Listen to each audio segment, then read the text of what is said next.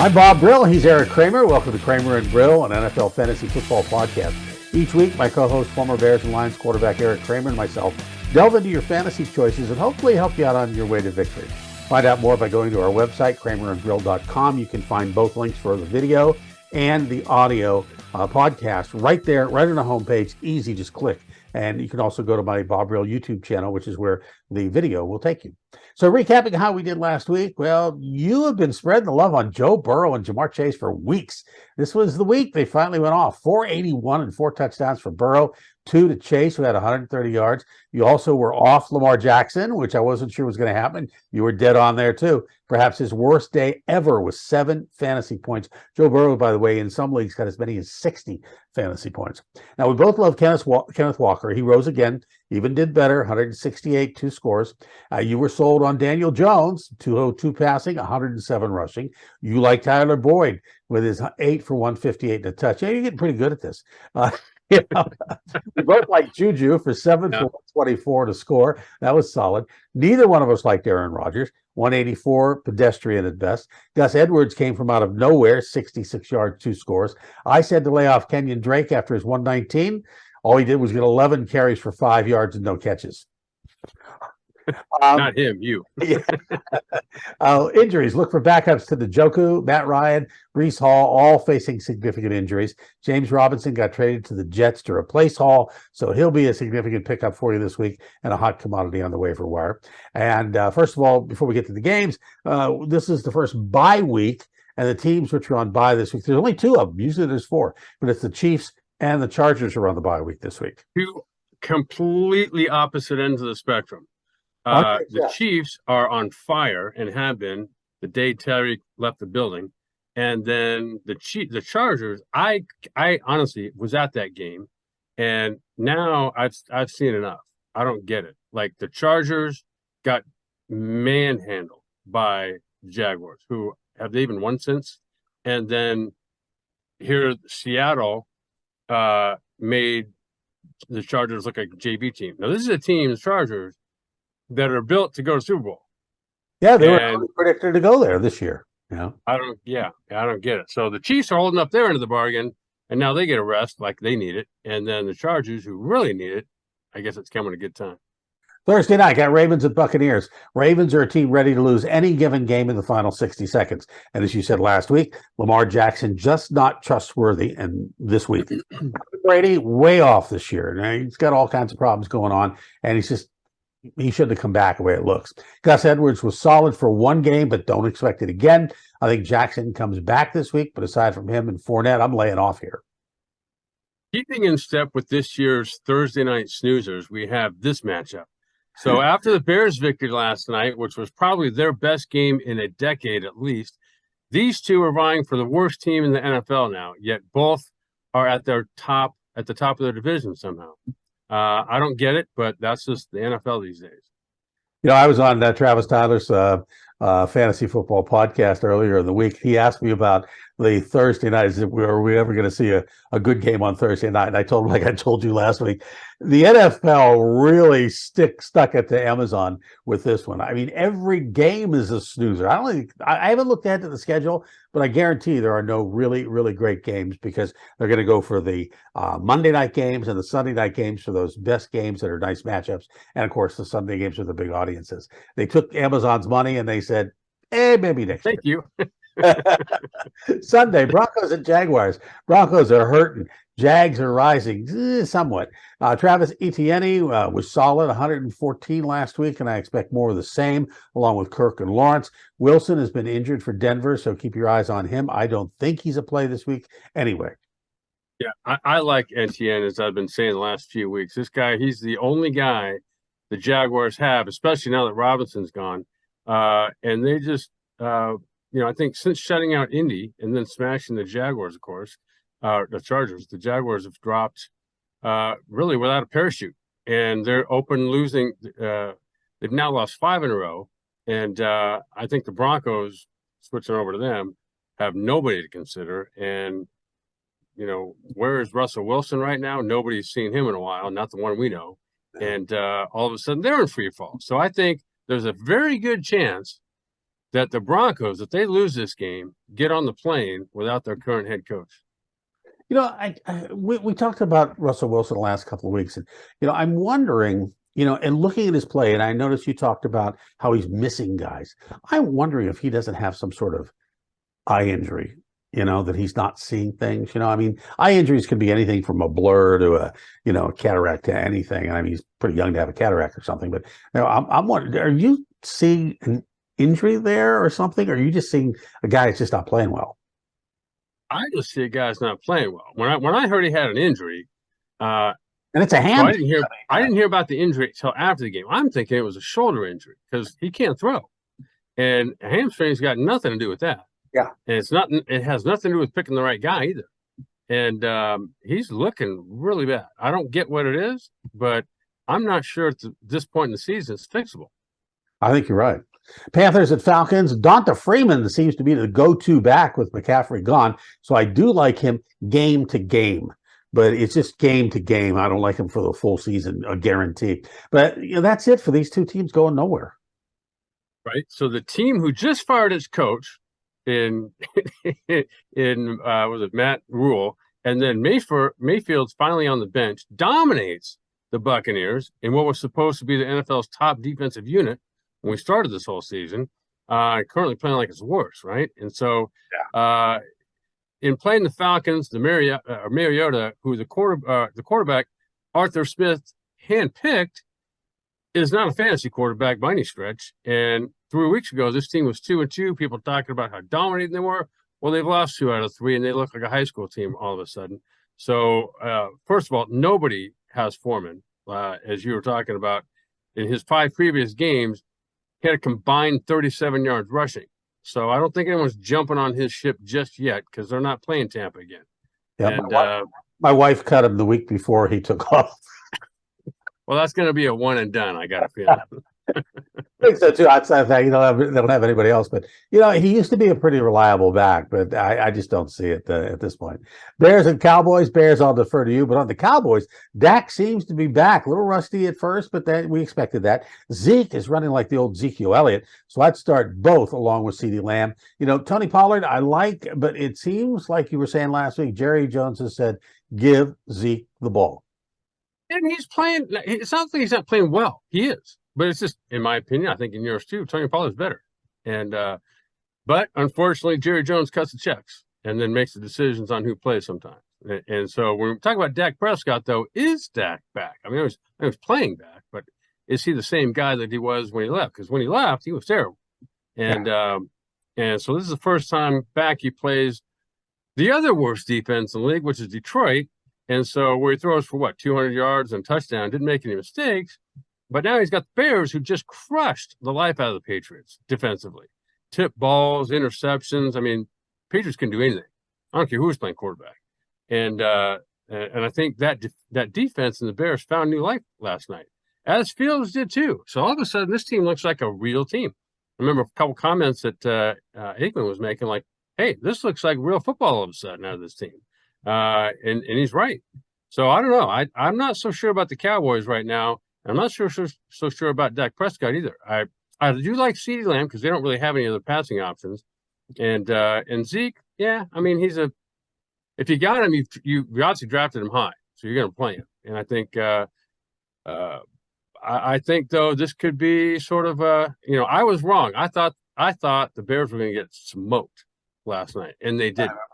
And so I'm not so sure here. They didn't just turn things around.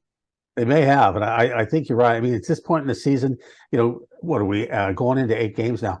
7 games in, not as much preseason as they used to have. The preseason, maybe, I think you mentioned earlier, like you're in the 3rd game of the season, you're just coming out of preseason, because you used to have 4, and the starters aren't playing anyway, and what they're in the games that they are preseason games. So really, it's like the first couple of games of the season is like preseason. Right.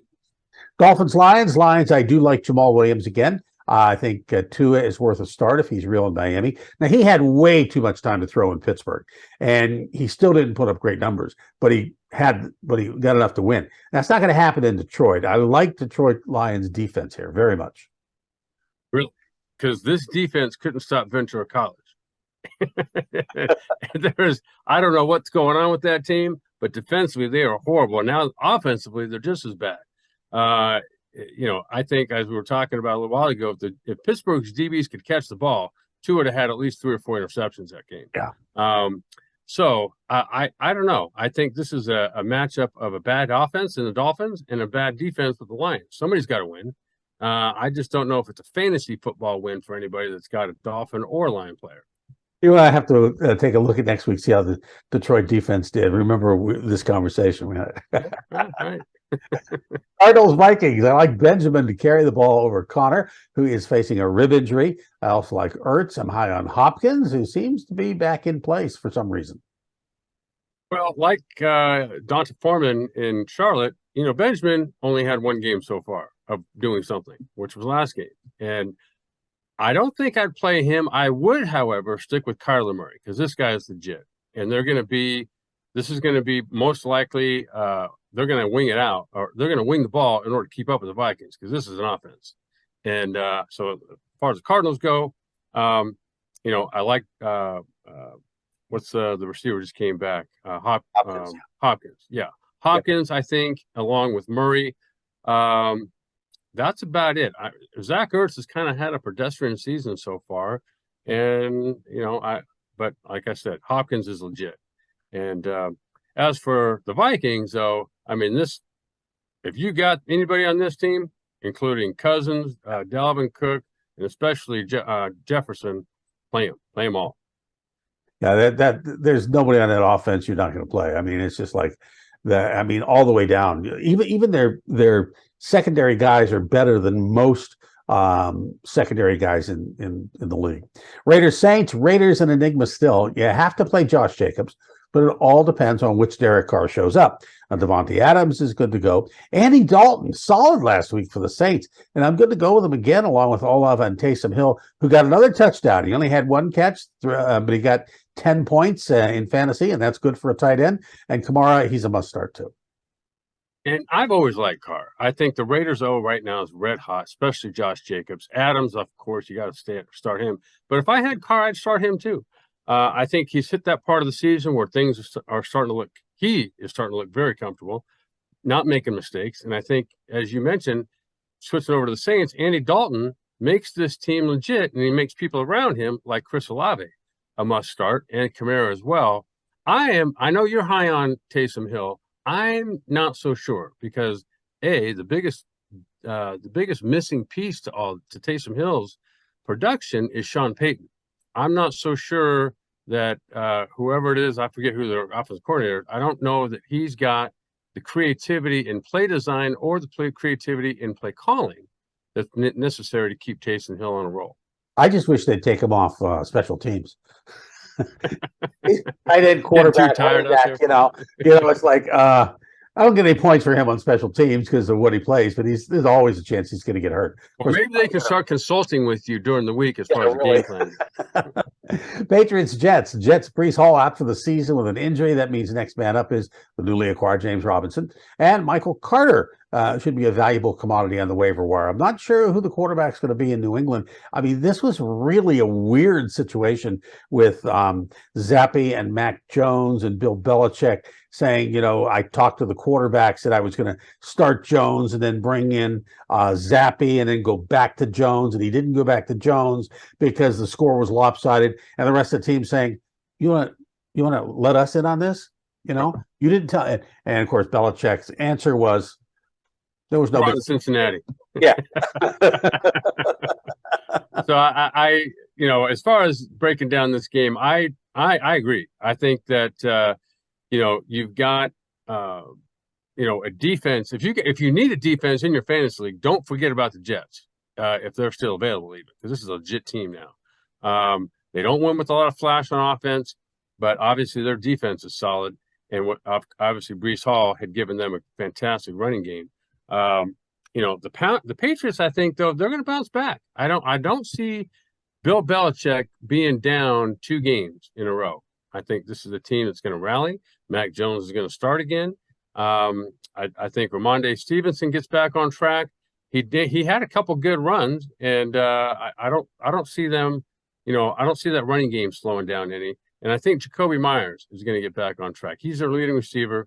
Had an off night, but I think he gets back on track too. And I think Zach Wilson, offensively, the Jets are not going to be anything. They're just not. I mean, Zach Wilson's not ready to be winning games yet. He's willing. He's ready. What he's doing is taking advantage of a great defense, what was a great running game, and not making any mistakes. And I think he'll continue to do that. But because of that, I don't see any fantasy production of them. Steelers-Eagles. Steelers a team in transition, to put it lightly. Pickett may not be a fantasy starter just yet, especially against the Eagles. I do like George Pickens, though. Eagles, Hurts, and the rest coming off a bye week, so pick them against the Steeler defense. Hurts is solid here. Matter of fact, Hurts may be the best play of the week this coming week. Yep. Well, whoever's got him, guarantee they're playing him. You are the Pittsburgh expert, obviously, and then Pickett's finding out you can't just freewheel it like in the NFL, like you could in college. But he'll get it, and I think he's currently a little rattled, though, right now. So I don't really see a Steelers player that I would play right now anyway. And the Eagles are probably the best all-around team out there. And obviously Jalen Hurts is playing both in the run and pass game at the top of his games. And I think what A.J. Brown has given them across the middle, they haven't had before. And this is a guy that can, bust a game open just because he can out-physical you. And then I think Devonta Smith, he's due to get uncorked here pretty soon. I think this would be a good week to do it. Titans-Texans, Derrick Henry is a go, but keep your eye on Tannehill. He's battling an injury. Now, unlike you, I know you're not a Davis Mills fan, but in Texas, I do like Davis Mills this week, and I love Dameon Pierce here. What's not to? I think this is going to be a fantasy explosion between two running backs, Henry and Pierce. You're right. I'm not seeing much out of Mills, but if I'm watching this game, I just get out of the way and watch two offensive weapons go at it.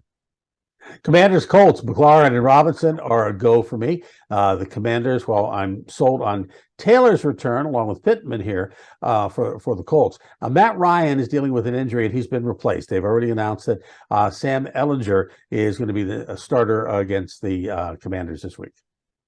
And I think this is probably a good move because in terms of Matt Ryan, I think they're looking for a spark.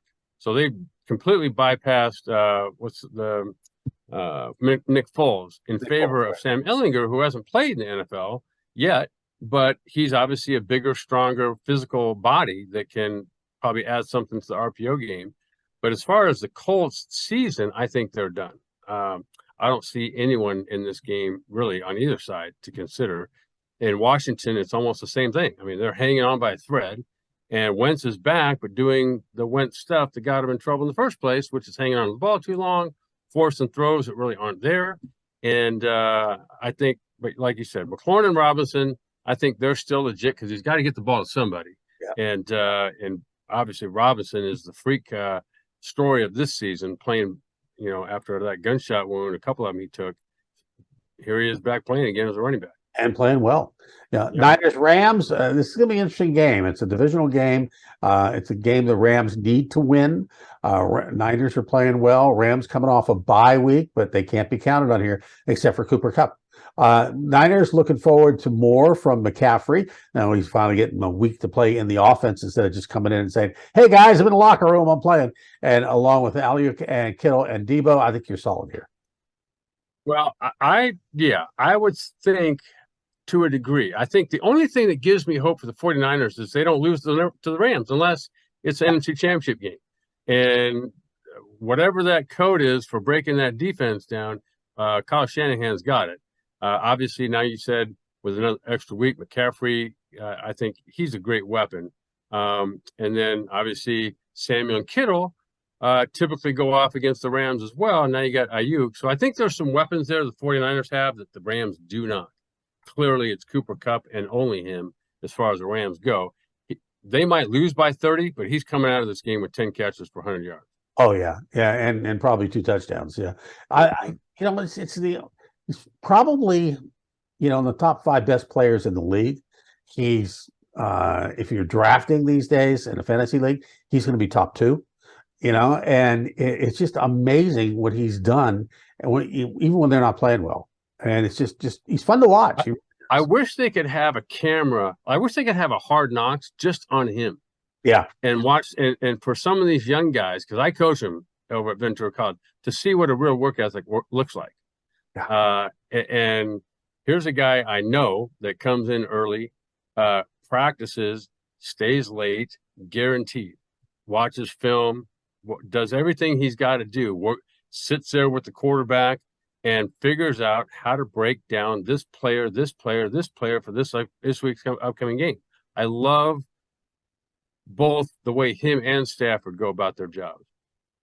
Giant Seahawks, Daniel Jones and Barkley plays here. Now, Daniel Jones is just playing well recently, and he has a tendency to slide, but I think he's good here because Geno Smith and Lockett are solid, as is Walker for Seattle. Metcalf being looked at for an injury. Now, he may be out, which makes a good one a good play. I think this is a fireworks game. I think this is two offenses that just go off. They're hot right now. There's no doubt about that. The Giants, who would have thought what are they, 6-1 right now? Yeah. No one saw that coming, least of all me. But I think Mike Kafka on offense as a coordinator, and then Martindale on defense has kind of settled this team in. They run the ball very well, of course, with Barkley, but they also do great play action fakes on it. This is something Daniel Jones just didn't invent himself against the Bears, killed them, but he's killing everybody with it. And so he's a good athlete. He's now finally making good decisions, I think mostly because he's matured a little bit, and their defense, he can rely on that, and he's got Saquon Barkley back healthy again. So I think Daniel Jones is doing nothing to lose a game, and he's now developing into, who would have thought, a very good dual-threat athletic quarterback that can also throw the ball. Yeah, and so I think the quarterback I drafted. Yeah, right.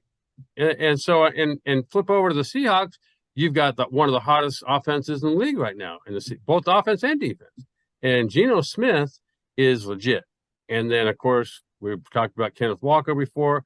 They obviously lost your guy Metcalf, but I think what that's going to do is step up Tyler Lockett, who's already great. And they pretty much, every third down, he is the guy. Yeah. And so, I just think they're just going to keep getting better. I think it's going to be a great game because you've also got two good defenses here. Packers Bills, I'm definitely off Aaron Rodgers against the Bills, as well as anyone except Tanyan. I do like Tanyan. I like the tight end to score here. And he may get one, he may get two. He may not get a bunch of catches, but I think he's going to be a touchdown guy this week. And I think that's the only play for me for the Packers. Of the Bills, pretty much anyone coming off a bye week. Anybody you want to start, just throw them out there.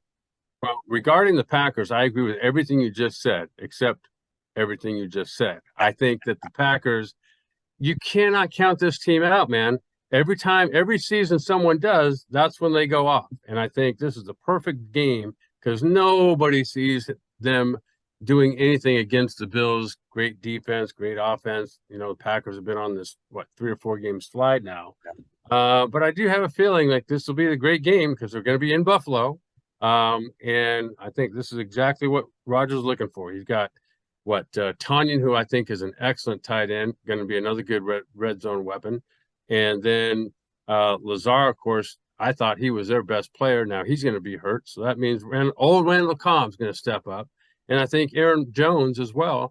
And I think this is going to be a great game. It's going to be a shootout. And obviously, Bills, they're as good as it gets offensively. But I think the Packers are going to come back to life against this Bills team. And it's a game where the weather doesn't matter. If it gets cold, both teams are cold weather teams, so that's good. Right. Monday night, Bengals-Browns. This is a key matchup in the AFC North.